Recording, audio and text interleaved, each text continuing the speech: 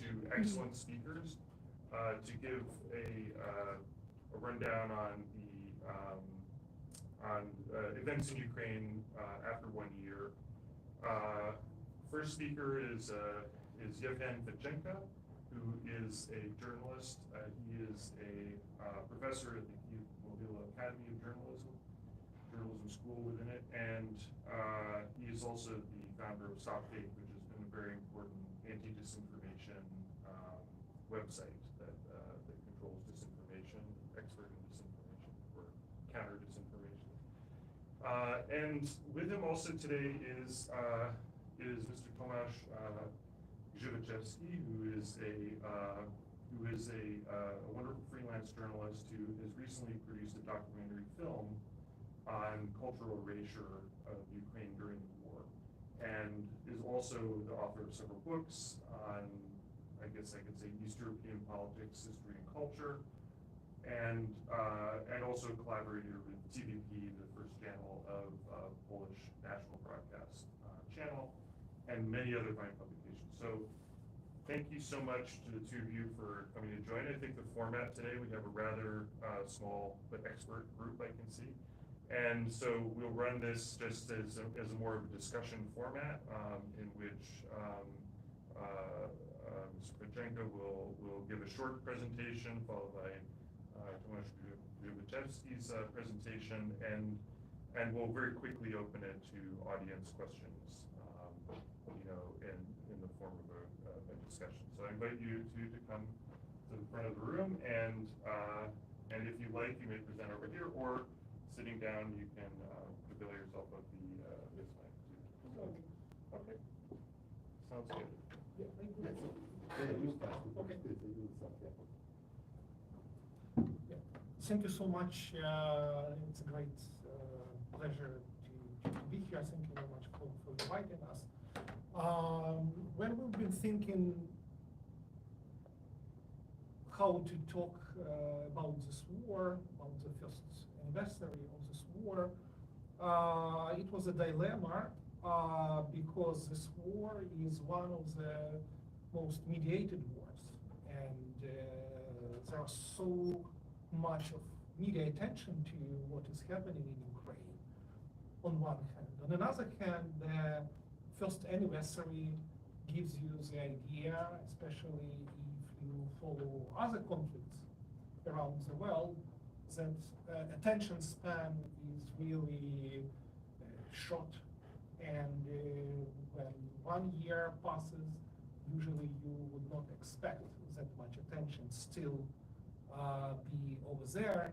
And this is one of the biggest dangers I want to talk about, that this war would start slipping from radar of attention of general public, media, and subsequently policymakers, because policymakers are looking into what media actually are telling about this.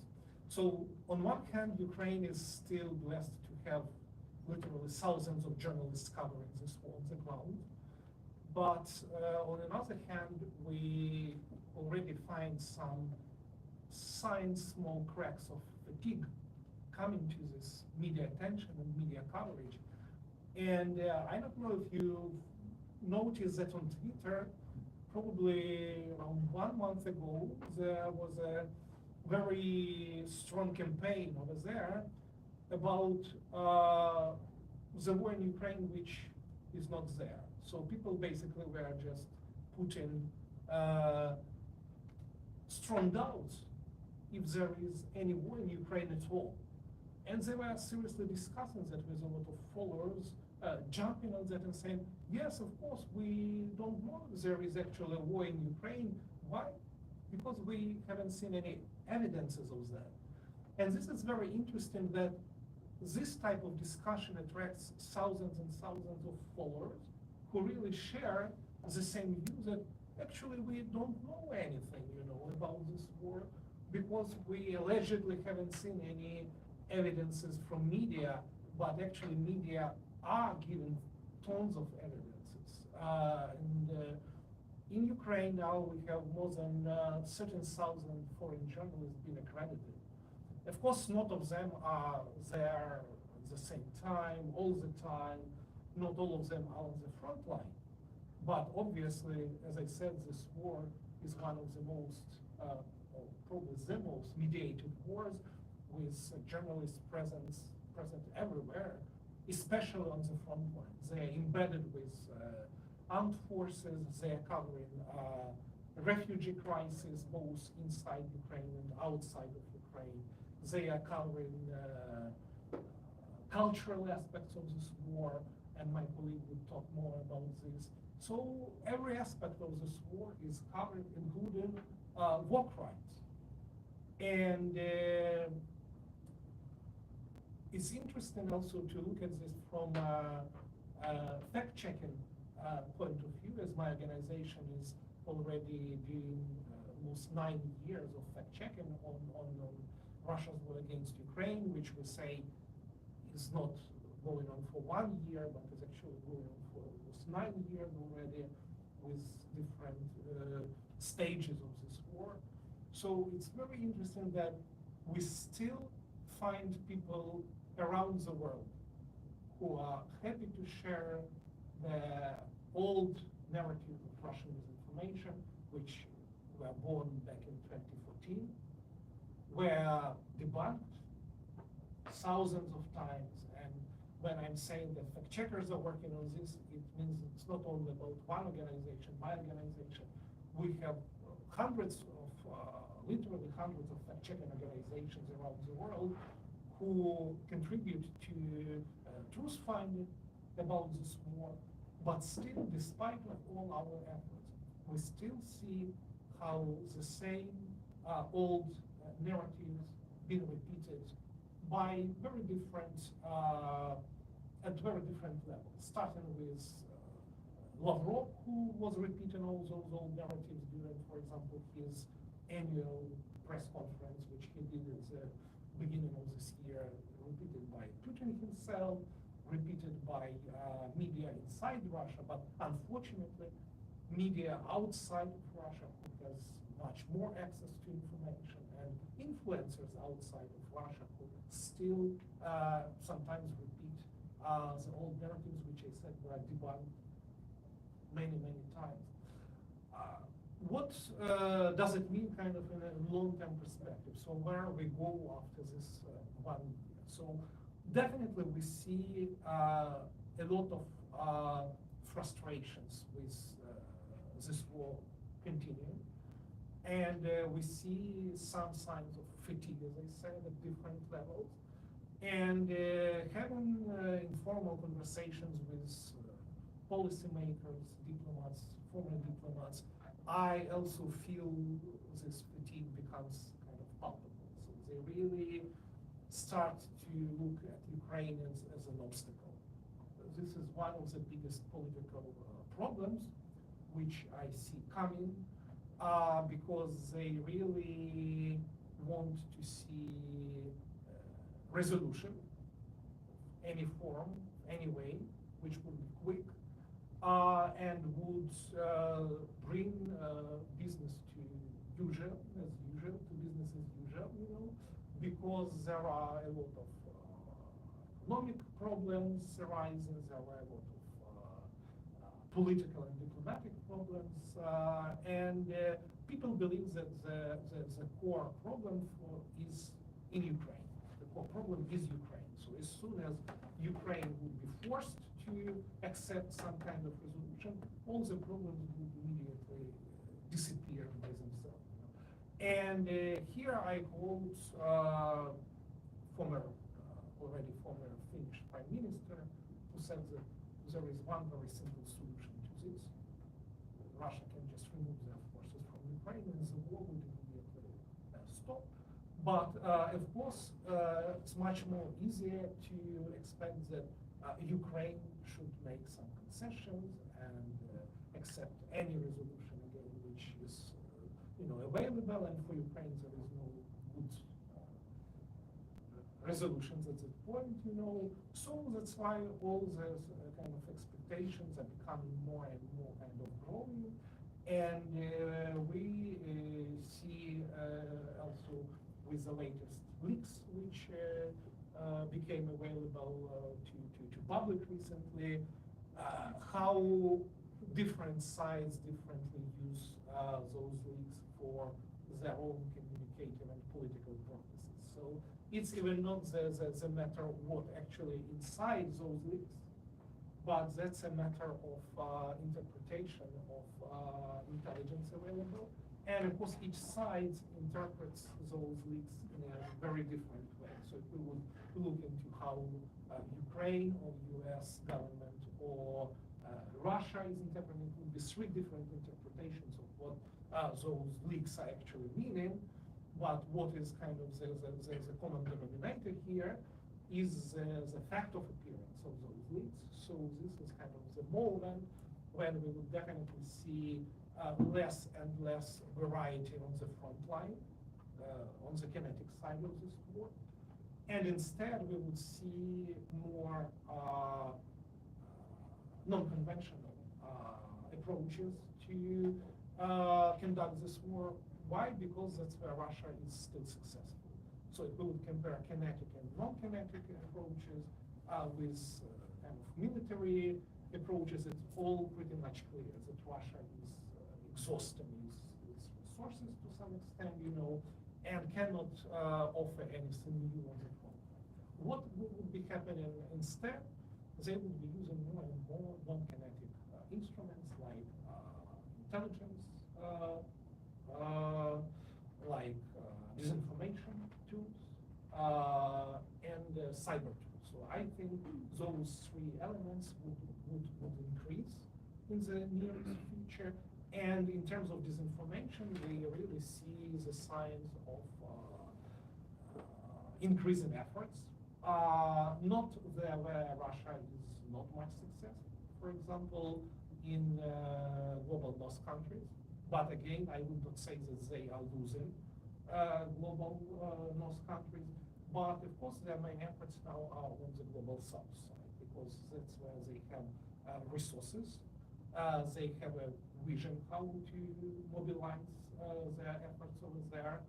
And from this point of view, it's too early to say that Russia completely lost the information warfare part of this war. Otherwise, I would argue they are not losing it, but they are just kind of reshaping and reconcentrating their assets around the world. And we see how the assets are moved from countries like France, where Arctic France, for example, was closed down, or Germany, where Arctic Germany was also closed down, to those countries which are much more receptive, and where there is no any kind of legal limitations to the presence of Russian disinformation system. It's, as I said, global South countries, including countries of South America, which are especially interesting in this case. And again, if we would go back to Lavrov's annual press conference, he said that Russia is very happy actually with what is happening in Latin America. And that's kind of important marker where they kind of identify those areas where their efforts are much more successful compared to other areas. So to kind of summarize kind of my vision of this year, I think we would see less and less diversity of war-related information, because nothing different is happening on the front line. It's pretty much the same, and we see how the journalist does it covering in the same way already. On the other hand, we would see the increase of disinformation and cyber tools, and also the increase of diplomatic pressure. And also, I think Ukraine at some point is losing this communicational momentum, because previously Ukraine's approach was very much innovative. It was kind of this tour de force in communication, with Zelensky delivering his videos and talking to parliaments and to other important stakeholders around the world, the university communities and other things. But I think we already are beyond the moment when it was playing the crucial role, which was to bring attention to the sport. So now attention is over there, but in communication you always need new communication peaks. You know, you need to construct those communication narrative trains, you know, and you always need to find some new instruments which would attract attention of the audience. You cannot do the same all the time because it just becomes lost, you know. So I think that at this moment, Ukraine really need to kind of reinvent itself from communication point of view and suggest some kind of new, fresh ideas why the world is why the world needs to be interested in what is happening over there. And another point, why the world needs to support Ukraine, because what Russia is trying to promote through kind of these information tools, that Ukraine is losing support, nobody is interested in supporting Ukraine anymore, which is not true because the support is always there and the military deliveries goes on and political support is there, financial support is there. But with this war, the question is sometimes not is what actually happening, but who and how is communicating against those things. So whatever is going on, whatever we are doing, we come again to the effectiveness or non-effectiveness of the communication and communicational tools which each side might be using over here. So probably I would stop and give the floor to my colleague, but then we'll be happy to answer questions.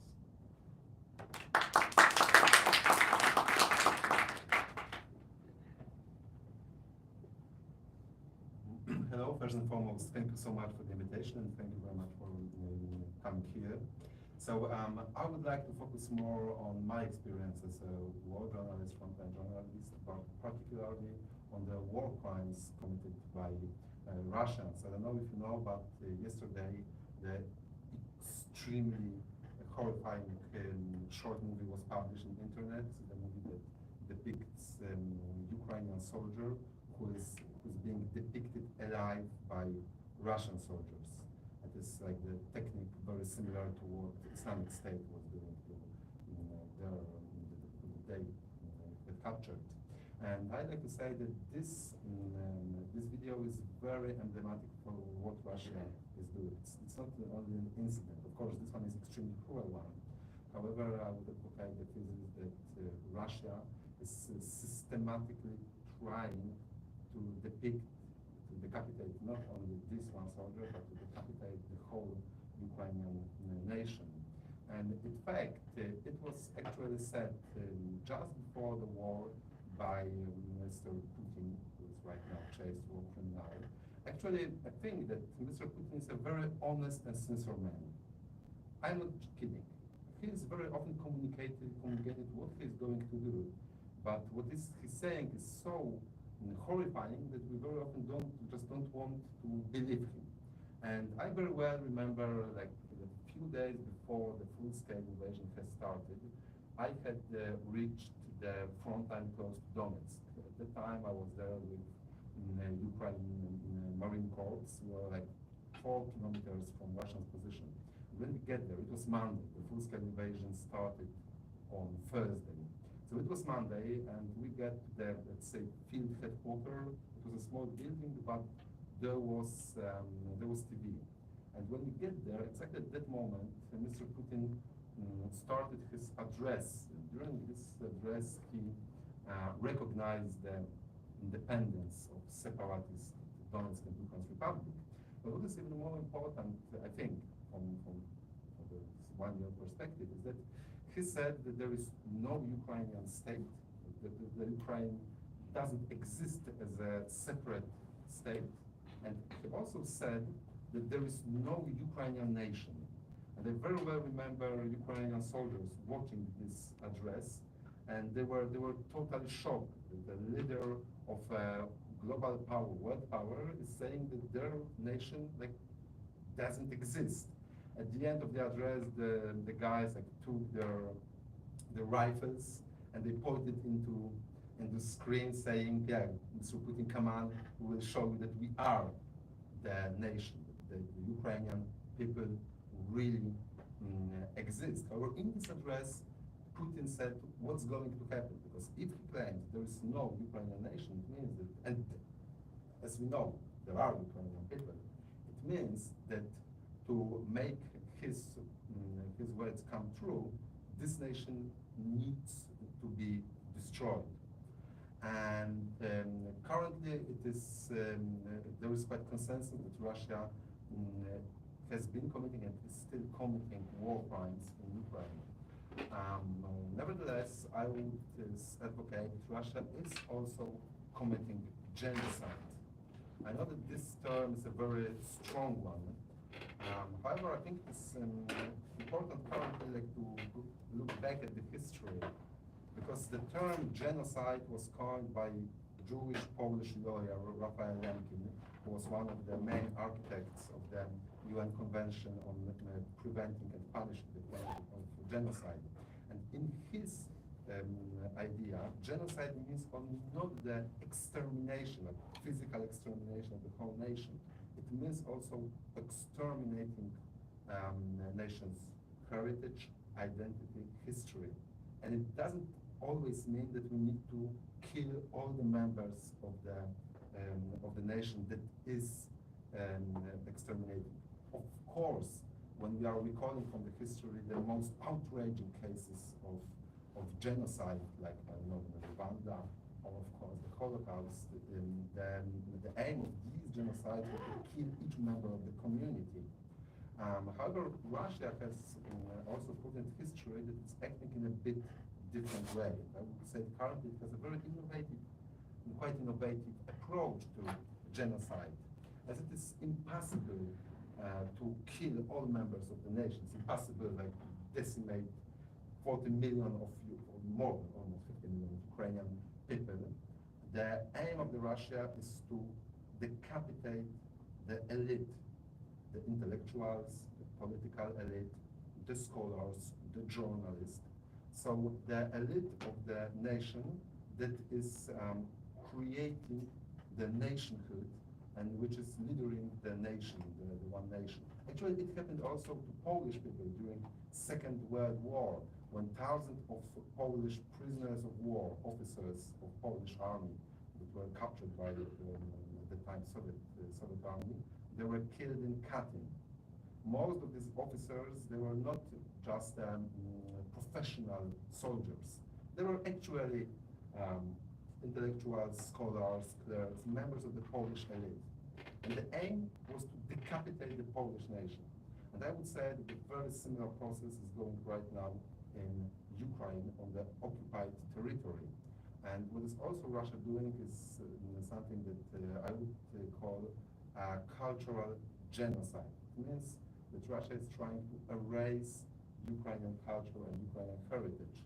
And my last movie called Erase the Nation is dedicated to this process.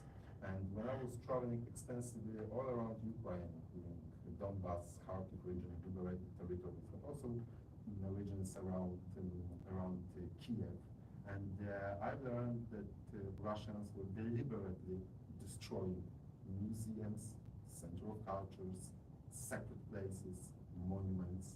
Currently, we have a lot of accounts that, for instance, Ukrainian books are being burned or just destroyed on the occupied territories. So what Russia is doing, it's trying to destroy Ukrainian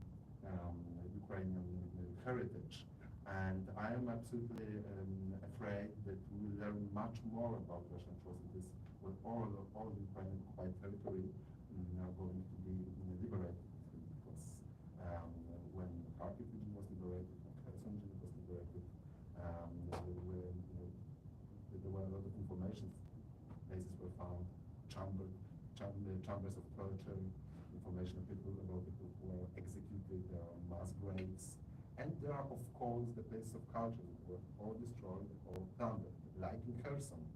From museums of Kherson, Russia looted all artifacts that were displayed and stored there.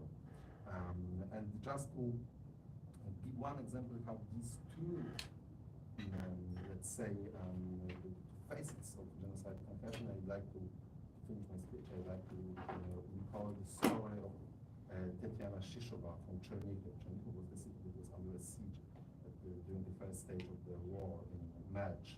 And Tetiana, she was librarian in the library in Chernihiv, a beautiful neogothic building that was deliberately airstrike by Russian forces. So when she got there after the airstrike, she realized that the whole building is destroyed, the books are destroyed. She told us how she was trying to salvage the books that survived that. It was a single book because almost everything was burned. But at that time, she said that she lost her beloved book, her beloved library. But at that time, she didn't know yet that in a few days she would lose something much more precious for her. Because a few days later, her father, in the morning, went to the bakery to get some bread. And there were people standing in the line outside this bakery when Russians started the shelling. So they deliberately hit civilian people who were just trying to get some food. There were about 12 people who were being killed and mistaken, including her father. When she came on the spot, she realized that her father was already dead. But because the city was under the shelling, there were not enough evacuation car and emergency car, so she had to take the body of her father with her own hands to take like parts of his body because his body was totally destroyed and put it into her car with her brother, and she had to bury him in the town's park because the cemetery was also under the shade, so there was no possibility to take the body to the graveyard. And yeah, she said that within 1 week she lost her beloved books, beloved culture, it makes her identity, but she also, of course, first and foremost, she lost her beloved father. So it was like combined killing the culture with killing the people, like this cultural genocide with more, say, classic war crimes against civilian population. And in my opinion, these two things are strongly combined. And because, of course, I told her story in the movie, and when Tetiana watched this movie, and we talked after the screening, she told me that, of course, she said that on this movie she's crying, because she's crying. She said that the people are watching her crying, but that she has hope that we will come again to Ukraine, and that we will make another movie, not about the decimation of Ukrainian heritage, but about the rebuilding of Ukraine, about the resurrection of Ukrainian land. And then on this movie that she is going to smile, that she will also resurrect as the Ukrainians resurrected after this war. So for me it was like an absolutely incredible example of a spirit of Ukrainian people. However, if we'd like to give her a chance to resurrect, first Ukrainian territories must be liberated from Ukrainian invaders, who are not just another occupying army, but it is the army that is systematically trying to commit cultural genocide, decapitate Ukrainian people. Thank you so much, and happy to.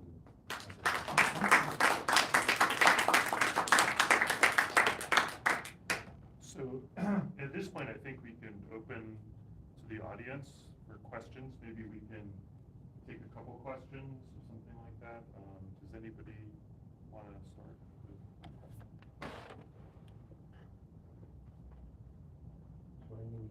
Is there any type of support that we can provide to students? What can we do being so small? Maybe take a few. Should we collect a few questions? That's a very good one. Very clear. Any others? What kind of concessions will would the Ukrainian side have to make for Putin to kind of, accept some sort of ceasefire and paint it as a victory in Russia? And another in the back, and then we'll go. Might not be the most appropriate question. This is something I'm noticing as well as you're saying perhaps Western nations are losing interest in the war. But maybe what I observe more in casual conversations is not a loss of interest, but a loss of basically a business case. We're sending guns, ammunition, and putting our nation in harm's way by supporting a nation at war with Russia is not as profitable or beneficial for our own countries as to stay out of it. So I'm wondering, how can we shift the case away from Ukraine? Egotistically, of course, but to make Western nations more interested in keeping support for Ukraine. And then maybe one last one, and then we'll go. So my question is regarding the sort of fight on the fact-checking side. So how impenetrable, or penetrable for that matter, would you say the Russian internet, the Russian media sphere is to Ukrainian narratives? Do you see anything passing through, not only to like the liberal elites or like the Russian emigres, but also to like maybe, not necessarily the ruler folk, but like people who live in, well, say, Tomsk or Kazan or any other mid-sized Russian city? Great. And maybe a corollary to that question. So with the disinformation or the information that's being put out that might need to be fact-checked, how does that relate to, the pathology of the greater pathology of the cultural genocide that can literally link back to the Russian Empire, the Soviet Union, Russian people, and their interest in that pathology, and how that fact-checking of information interrelates to that and actually drives the Russian people, because it's not just Putin invading Ukraine. Yeah, so, Yes, thank you so much. So many great questions, and most important is not to lose the focus. So I would start with the point of what you mentioned, that on one hand, we have a definitely case of genocide and war crimes. And on another hand is what I mentioned as a kind of my observation, that we losing kind of focus of this. And this is very, very important, because what is happening is normalization of those things. So do you remember the day when Putin was recognized by International Court as a war criminal, basically? So if we would look through the history, the event of that scale is happening once in 100 years. So it's huge, actually. But we became so much kind of accustomed to all those things that the next day, basically, it disappeared from media radar and from political radar. For one very simple reason, because we've become accustomed to those things. It's normalization of evil on one hand, and normalization of this kind of dramatic changes within the political landscape. So when it happens, and then people go ahead, they register that and said, okay, he is a war criminal. And then we see again this attempts to normalize politics, to try to live with that. So this is kind of the emotional side of my kind of helicopter view introduction which I gave, So we see the normalization of those things, which usually were not happening in the human history in the recent years, and now they're happening, but we do not see much political response to that. We don't see that anyone is,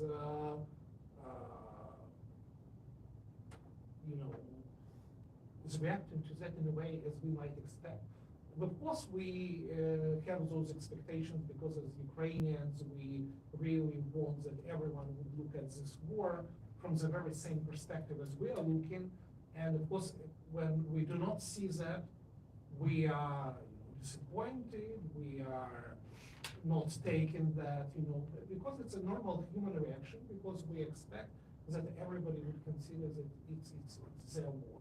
And here we come to the next question, how to make Western countries, for example, or even not only Western, but countries of the global South to become more interested in that.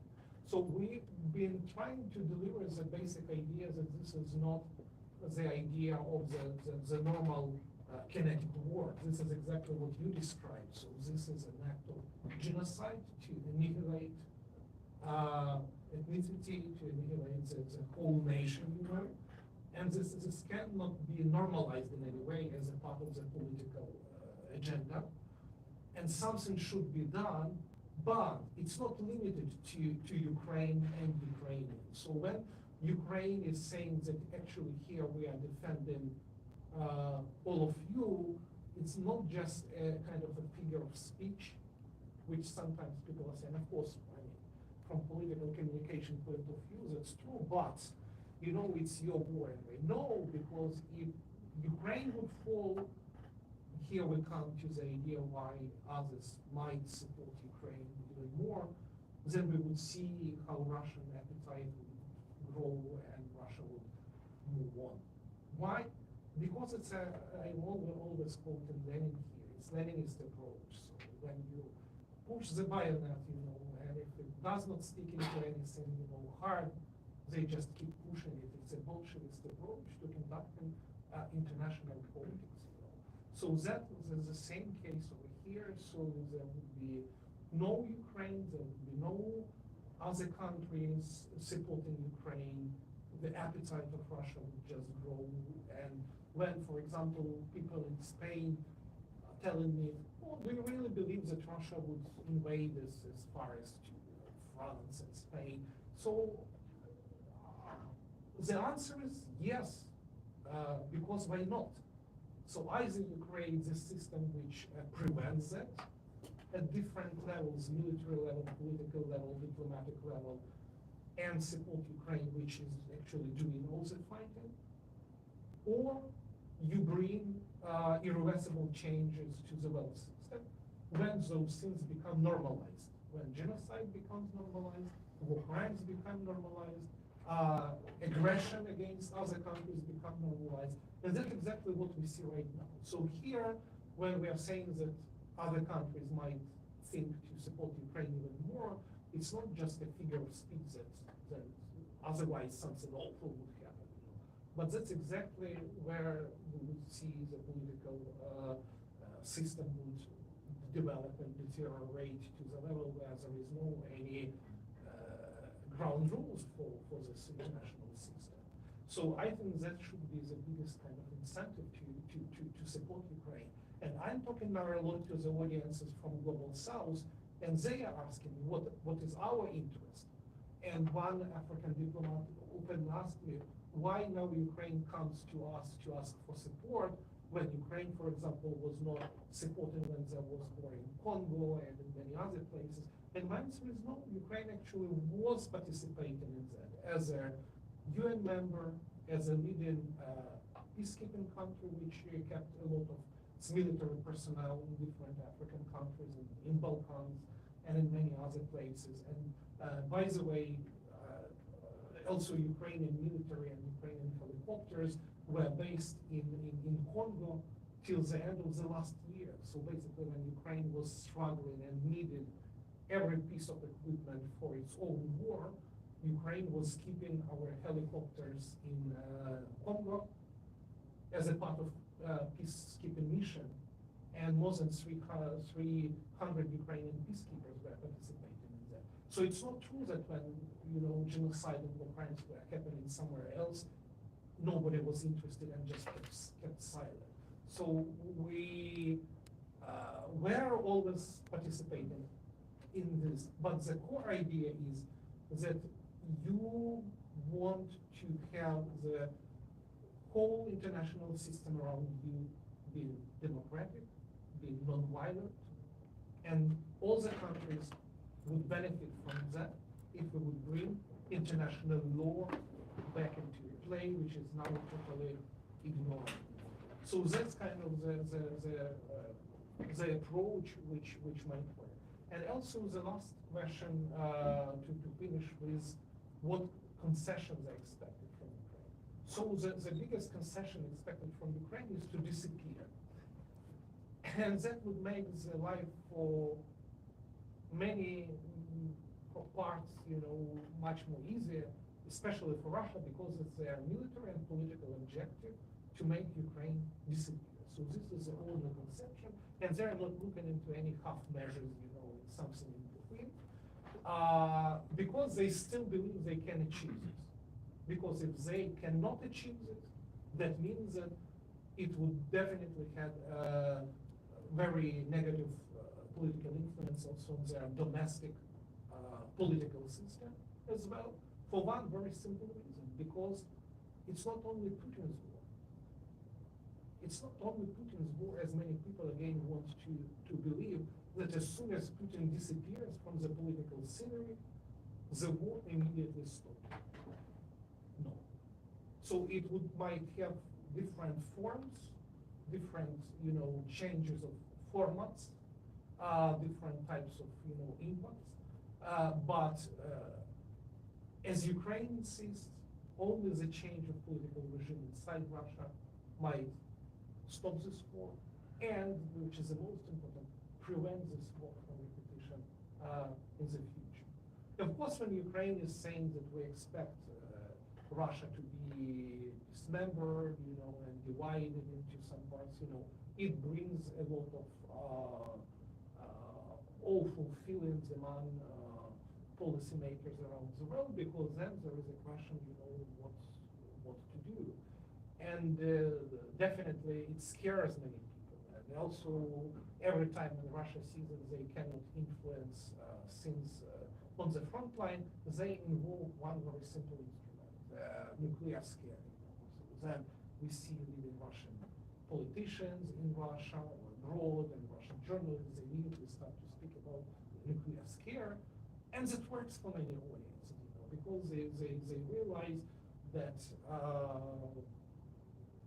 if Russia is using this as an argument, it might happen at some point, and it works. I've been talking to a lot of people, and informally they say, yes, we are scared, and we are afraid that because of Ukraine, we might become the victims of nuclear war, which Russia might start. So this is the sentiment and the feeling which is always there, and Russia is exploiting it. And of course, Ukraine has kind of declared very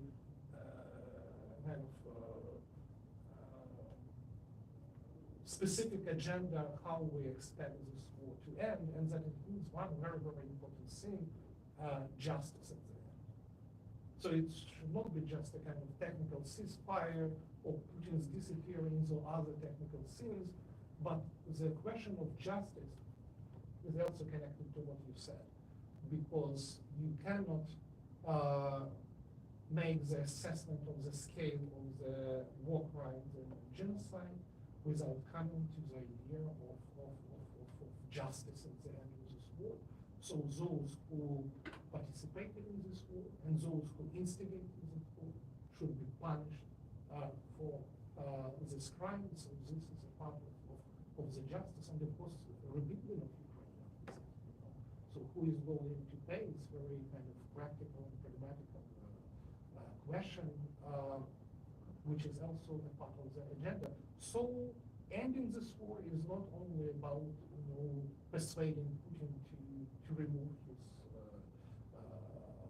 foreign military forces from Ukraine, but also to achieving those two things, rebuilding Ukraine and achieving justice. The first one is very kind of accountable, you can count them, but justice is very different category. And many people said, you cannot achieve that. Why? Because it was never achieved. So probably one of the roles which Ukraine might play in the contemporary international system to introduce the things which were not there before. And as President Zelensky said, that the role of Ukraine is that Ukraine would surprise you. So probably that would be one of the surprises at the end of this war, that Ukraine would be capable to change the international system and finally to try to achieve this concept of justice, which was not sustainable as the end of many other wars. Yeah, thank you very much for the questions, and I will just make some remarks to your answers. So first and foremost, I fully agree that the problem currently is not that Putin himself, as you also mentioned. The problem is that the Russian state, but I'm afraid that also Russians as a nation are supporting this genocidal politics. I don't want to speak about any particular figures because it's extremely difficult to assess the real scale of support for Putin. There are, of course, some public polls, but you can say that people are intimidated, so they are not giving true answer and so on. However, we have a lot of information that in general Russian society is supporting this war and is treating Ukrainians as fascists that need to be decimated, need to be erased. And I'm not afraid to compare this situation to the situation in Germany just before and during the Second World War. So there is like this overwhelming feeling in the nation that because there is some kind of external enemy, we are allowed to destroy him, to even commit the cruelest crime because this enemy is a threat to our existence. And this is what Russian society is now saying to Ukrainians. So therefore, even if Putin is going to be somehow overthrown, and probably his rule will come to an end sooner or later, maybe even sooner, it's not going to change the attitude of Russian state and Russian people. And of answer to this threat is what happened to Germany after the Second World War. Actually, this idea of allied powers, mainly of the US, that because Germany at that time started 2 world wars in, let's say, 40 years, there is something bad with the society. There is some kind deep-rooted problem, aggression that has to be changed. That's why, of course, there was Nuremberg trials and war criminals were convicted, but there was also a very deep process of denazification of German people.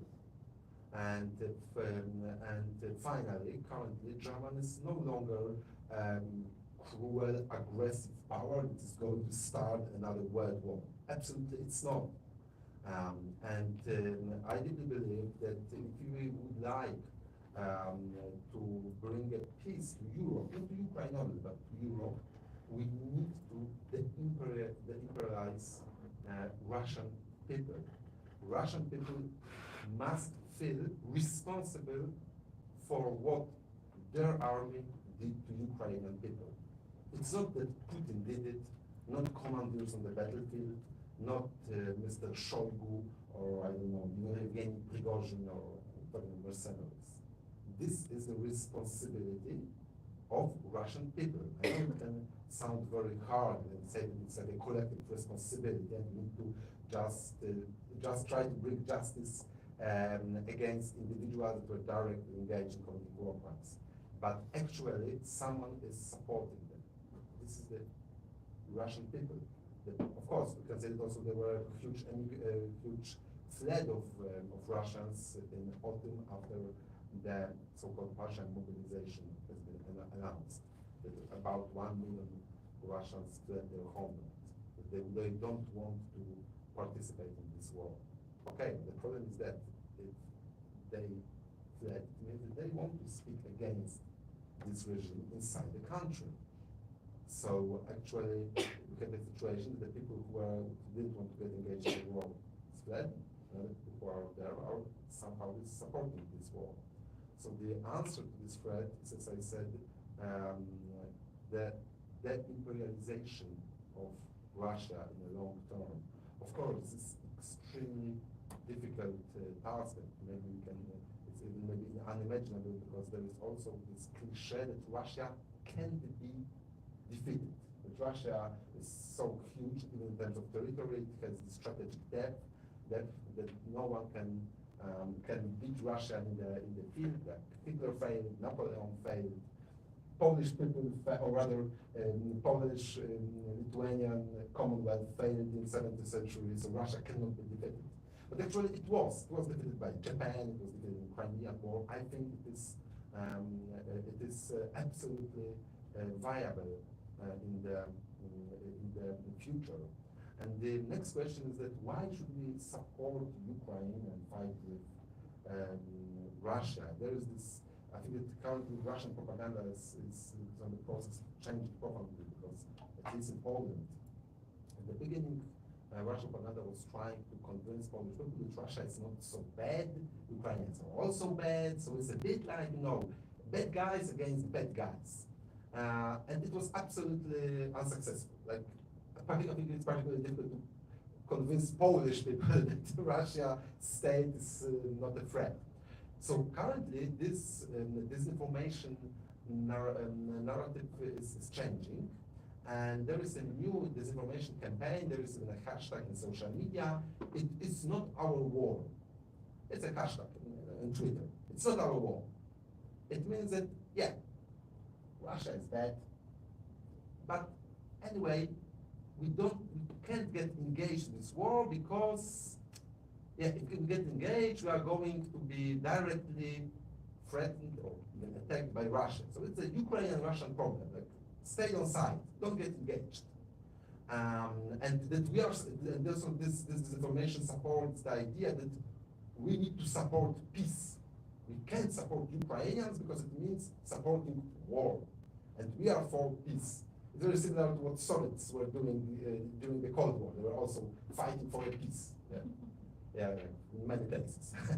So this is this narrative, and I think it can also be highly successful in the countries that are geographically more remote from Central Europe.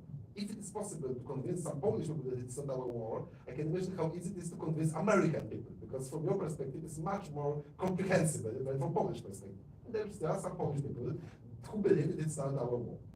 So, but the thing is that if we don't stand against Russia, also the US is not going to be engaged.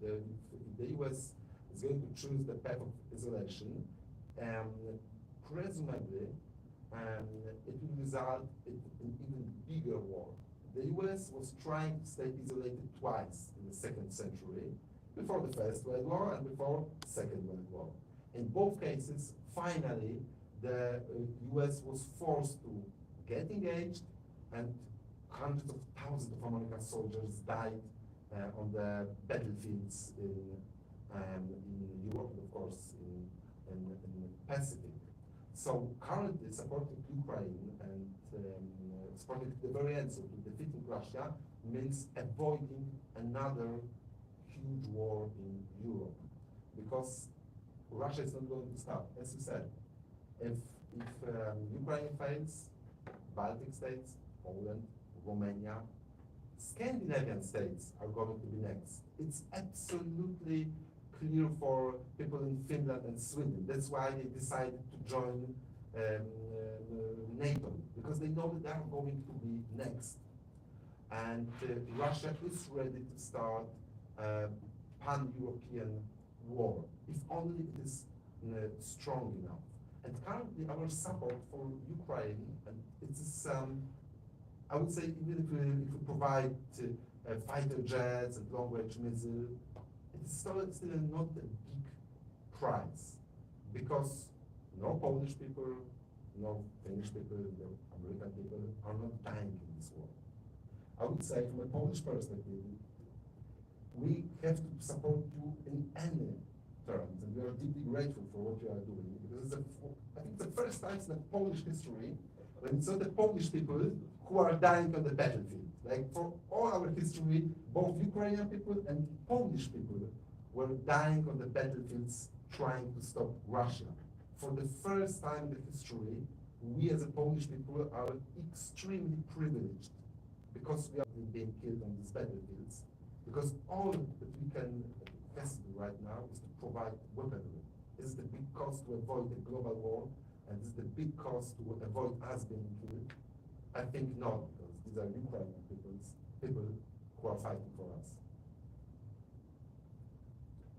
can add just one short movement that, from Russian perspective, this war is anyway already happening between Russia and the United States. So it doesn't matter what people would be thinking or talking. So they are building the national consensus inside Russia that Russian population should mobilize for the big war, because this war is happening between Russia and NATO and the United States, and they are all actually fighting. So, for example, at Stop Fake, we had dozens of stories where they try to prove this case with some findings, so-called findings, of US forces fighting in Ukraine or any other NATO forces, Polish forces, fighting in Ukraine since 2014 already, and that, for example, US Abrams tanks were already destroyed in Ukraine with Polish teams, crews inside those tanks.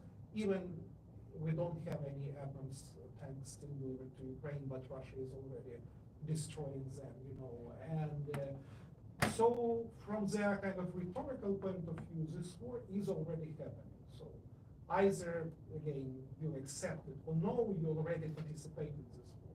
And also you mentioned the course actually of this war. So yes, sometimes people are complaining that why, we spend so much money in Ukraine with deteriorating economies, and other things. But actually, for example, if we would look how US military aid is structured, so the most of finances are still remaining in the United States, like industrial production and military equipment or training of Ukrainian forces where US military personnel is engaged. So all those money actually is paid in Ohio and other parts of the United States. We see the new factories, military factories being reopened, those that were closed down since Cold War. And probably creates not kind of a good vibe around these issues, but that creates the local economy, and again, those money are mostly spent locally, which is very, very important to remember. So, but of course, if we look how Russia is portraying in very different parts of the world, they are exactly portraying that they are fighting against United States, and this rhetoric plays very well in Brazil, in India, and many other parts of the world. And so they exploit this idea from communicational point of view already for years, And again, we might accept it or no, but this is a reality, and it takes us quite a lot to get accustomed to the reality, But sometimes this is our weakness, because Russia is imposing those views on Russian society very effectively. They create a very effective propagandistic bubble for Russian society, and they created all necessary platforms to deliver this information and propaganda, and to create this kind of cognitive bias in the Russian population. So it works, and Russians believe what government is saying, and the Russians are supporting what government is doing. So the system is really very, very effective, and this system helps actually to unite around the flag, and to support Russian government efforts to conduct this war and to increase this war effort. So that's what is happening. Great. Can we take another group of questions? You can go first.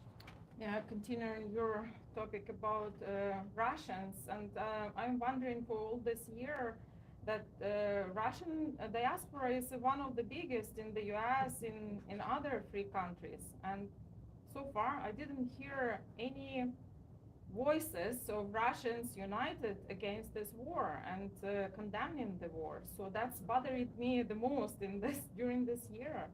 So what can you say about that? So did you hear voices of Russians united against this war? Great. Let's take a few questions, I think. Any other questions? Yes. What's the deal with other bad global power, like countries like Iran or China uniting together? Do you see that all these authoritarian countries are now like playing on one side against Europe and like the West, or do you see this coming? Any other questions? Now's a good opportunity to ask a question. I would just ask one follow-up question about what you mentioned at the end about the Russia's portrayal of the war, which, yeah, definitely I've noticed quite a lot that it seems like they think they're fighting a different war from the one they're fighting, right? And it always strikes me that part of the agenda is to distract from the war crimes narrative, from the genocide narrative, right? And from the fact that they attacked and invaded Ukraine, to sort of prove to their population and the rest of the world that in fact that we were the ones who were attacked. And we were giving a proportionate response to basically this victimization that we felt in the international community. But do you think also in line with your other argument that Russia is going to continue pushing, that it's also in a way preparing the Russian people to keep fighting more wars, essentially? So what's your view on that? Is it helping that? Is it distracting from that? Is it, like, what are all the different ways that narrative plays within Russia? Thank you. So thank you very much for all the questions and answering to first parents. Yeah, unfortunately, like Russian diaspora all over the world is not very active in speaking against the war. In fact, for instance, in Germany, a lot of Russian people are speaking against Ukraine, and there are even pro-Putin demonstration going on in Germany. So yeah, so this is something that is absolutely shocking. But I think that it can be connected to maybe with the feeling, some kind of the sentiment that Russians can really feel like being victims. Because they lost Cold War, a lot of Russians don't understand why. In the 90s there was a huge havoc, there was an economic crisis, and the West was trying to exploit Russia, so Russians. So that's why they feel like being victims, and right now they are eligible to fight for their well-being and to fight for their independence as a nation. And talking about this, let's say, excess of authoritarianism, yeah, of course, we can observe that there is some kind of negotiations going on between like China, Iran, and Russia. However, currently, I would say that Kremlin is quite disappointed with what Beijing is offering. Like the last visit that Xi Jinping paid to Moscow, in my opinion, was from a Russian point of view, absolutely not satisfying. Currently, China is not ready or is not willing to provide weapon and munition to Russia. Moreover, see that immediately after this visit, and during this visit, both countries, both leaders, Mr. Putin and Mr. Xi Jinping, they agreed that they are not going to proliferate nuclear weapon. And right after the visit, Moscow announced that it's going to deploy nuclear warheads to Belarus. So it's going to provide another, at least official independent state, because I'm afraid Belarus is already a puppet state, official independent state with a nuclear weapon. So this was absolutely against Beijing policy. And I think it was perceived in Beijing in a way that Russia is not a credible partner. And I suppose that also Beijing is kind of disappointed with the performance of Russian army. If Russia had won this war, it would have been absolutely profitable for Chinese policy. Right now, it's not. Actually, China currently needs a peace. It's time to build its military abilities. I think that Beijing was very satisfied with performance of Western countries before the invasion. But the invasion has changed a lot. Currently, more and more people, more states are investing into defense. NATO is more unified than it had been before the invasion, so it's not positive from the point of view of Beijing. So I'm afraid that Beijing is looking at Russia and thinking, okay, maybe they are not very developed economy, but still they had an army. Currently, even their army is not performing well. So what you can do is try to subjugate Russia to make Russia a junior partner. However, the prolonged war might be not in the best interest of Beijing. However, of course, it's a super complicated question. I'm not a consumer expert in Beijing's policy. And going to the last your question, what is if Russia is preparing the people for a prolonged war? I would say that supposedly yes. I'd like to reverse this question, asking why Russia started this war. What was the reason for that? Of course, there are many factors, many answers. We can talk about history, about the resentment, about internal Russian politics, and so on. However, I think it's try to keep the pure facts and numbers. And in my opinion, there are two crucial factors. Why Russia started this war and why it's going to continue this war. I'm trying to convince people that this war has to be going on.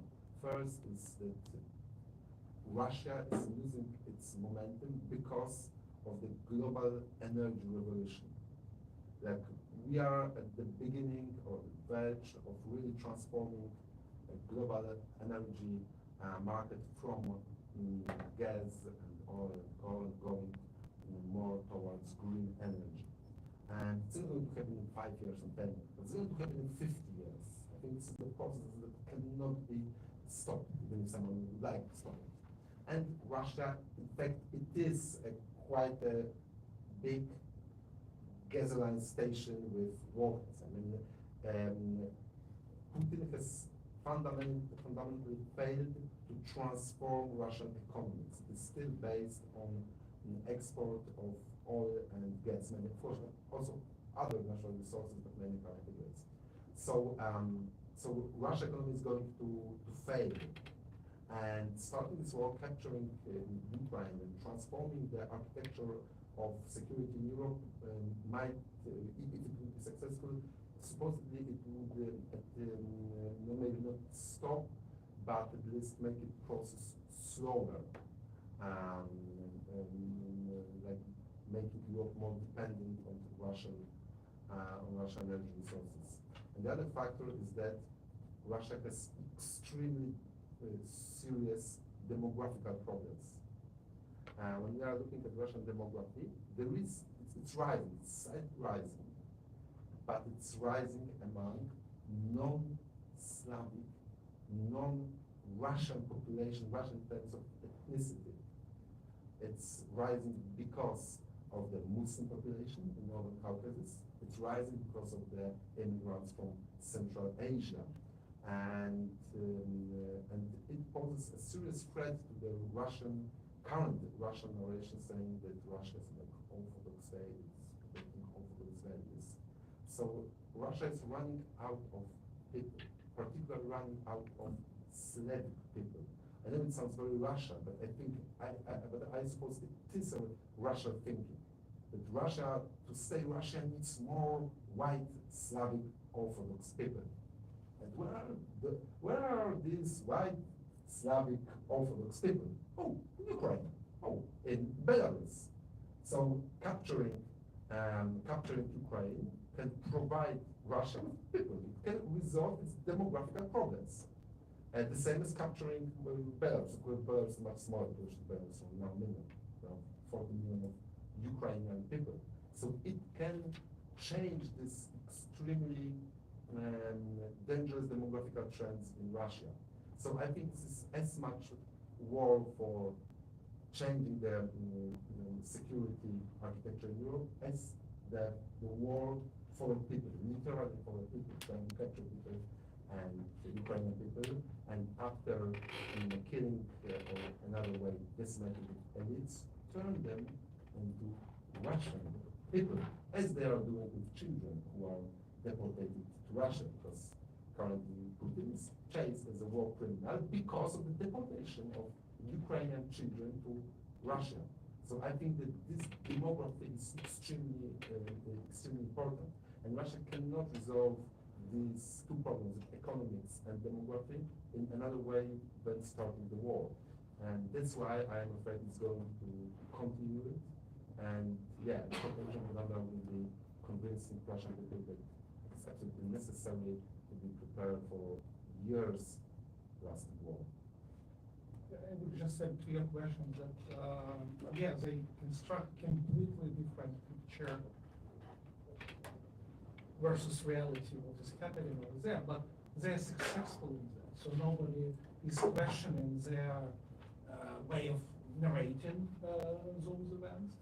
And that again helps to consolidate. So the paradox is the more they lie, the more they consolidate and mobilize Russian society to rally around the flag, you know. And as I said, they portray it as a war with the West, NATO, and the United States in particular, which has its own kind of sentiment among Russian population, as this kind of post-Cold War regimeism and non-existing promises not to expand NATO to the East and other things. So the grounds were prepared for quite a long period of time. So those things fall into the right places ideologically, and that helps to build the ideology for current Russia, which was actually absent before. So Russia did not have any ideology, and finally it's kind of crystallized out of this war. And the centerpiece of this ideology is fighting against the expansionist West. So this is what they want to construct.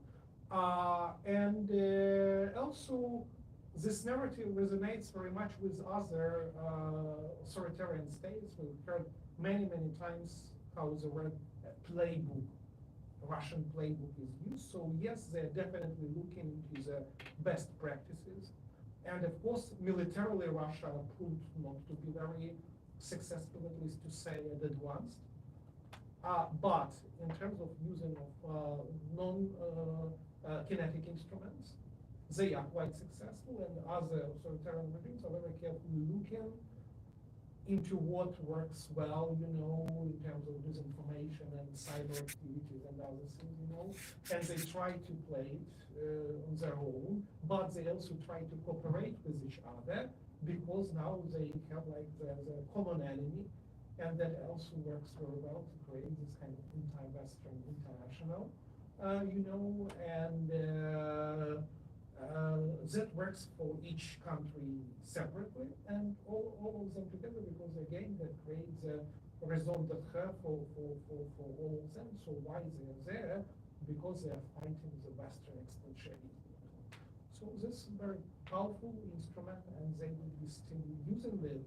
And we do not see any attempts either within Russia to fight back against these narratives or outside of Russia. So paradoxically, but I mean, of course, people want to see kind of dichotomy in everything. So if there are, you know, bad Russians fighting in Ukraine, there always should be, you know, good Russians, because there can be no system where there is no, you know, good Russians. So we are looking for them everywhere, you know, and Ukrainians were looking for them till the beginning of this full-scale aggression, you know. So believe that there are those groups and cohorts to whom you need to talk in order to break this bubble, you know, and try to persuade them.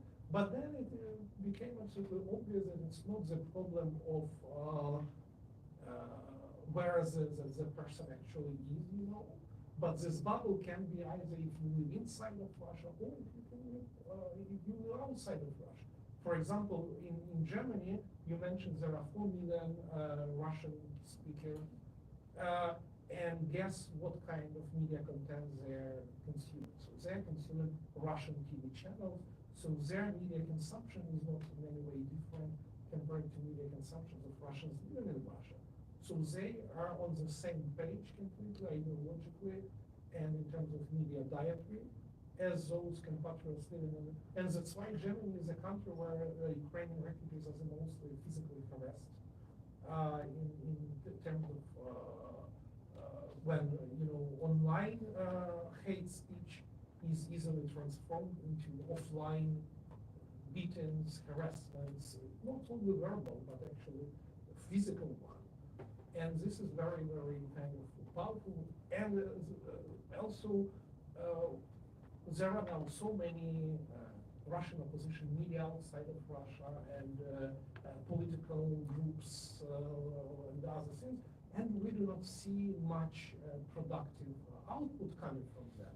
So they are catering to their own constituencies, which is Russian diaspora again, and they work just with each other with no significant impact on things back in Russia. So it does not goes back over there, so they don't have any ideas for the future. I mean, there are many platforms where they discuss it, the future of Russia, what's going to do, but we don't see any significant political moves they are making to have at least any influence on the ground over there, and that's a pity. Okay, I think we can take maybe another question or two, but otherwise, we're getting towards the end of the session. Are there more questions? Okay, well, I just wanted to take the opportunity to thank Yevgen Panchenko and Tomasz Zhivotevsky for a fantastic presentation and great discussion. And thank the audience also for your really great questions. So thanks so much.